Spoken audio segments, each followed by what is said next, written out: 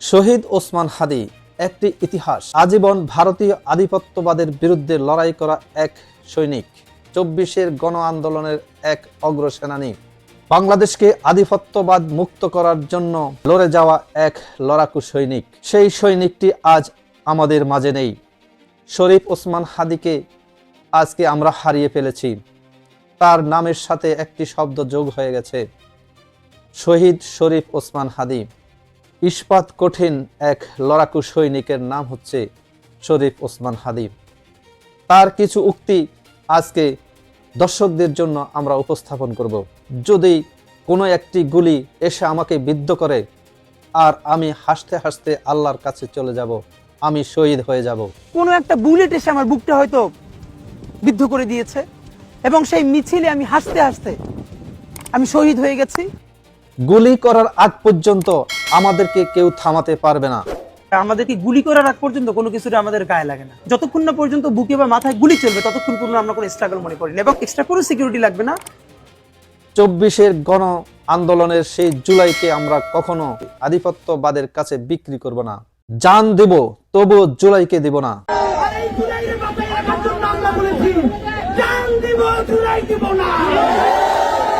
বলো বীর চির উন্নত মমশির। আমি সঞ্চয়, আমি ঘূর্ণি, আমি পথ সম্মুখে যাহা পাই যাই চূর্ণি, আমি নিত্য পাগল ছন্দ, আমি আপনার তালে নেচে যাই, আমি মুক্ত জীবনানন্দ, আমি হাম্বির, আমি ছায়ানট, আমি হিন্দল, আমি চলচঞ্চল টমকি চমকি, পথ যেতে যেতে চকিতে চমকি, পিন্ডি আদি তেন্দল, আমি চপলা চপল হিন্দল, আমি তাই করি ভাই যখন চাহে মন যা, করি শত্রুর সাথে গলাগলি, দুই মৃত্যুর সাথে পাঞ্জা, আমি উন্মাদ, আমি ঝঞ্ঝা, আমি ভিতিয়ে ধরিত্রীর বলবীর চির উন্নত মমশির।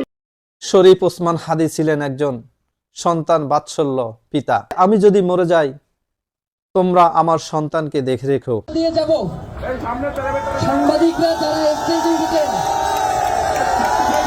ভাই আল্লাহ যদি আমাকে নিয়ে যায় আমার বাচ্চাটার দিকে একটু খেয়াল রাখেন। যতদিন বেঁচে থাকি আধিপত্যবাদের বিরুদ্ধে লড়ে যাব। আমরা হয়তো মরে যাব, শহীদ হয়ে আল্লাহর কাছে পৌঁছে যাব, আর যতক্ষণ বেঁচে থাকি ততক্ষণ আধিপত্যবাদের বিরুদ্ধে লড়ে লড়ে নতুন বাংলাদেশের জন্য, ইনসাফের বাংলাদেশের জন্য নিজের জীবনকে জাহান্নাম বানাইয়া বাংলাদেশে নতুন একটা জান্নাত আনবই আনবো।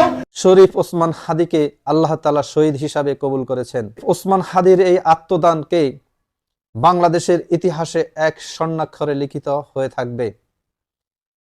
যতদিন বাংলাদেশ থাকবে ততদিন শরীফ ওসমান হাদীর এই মৃত্যু আধিপত্যবাদের বিরুদ্ধে অনুপ্রেরণা।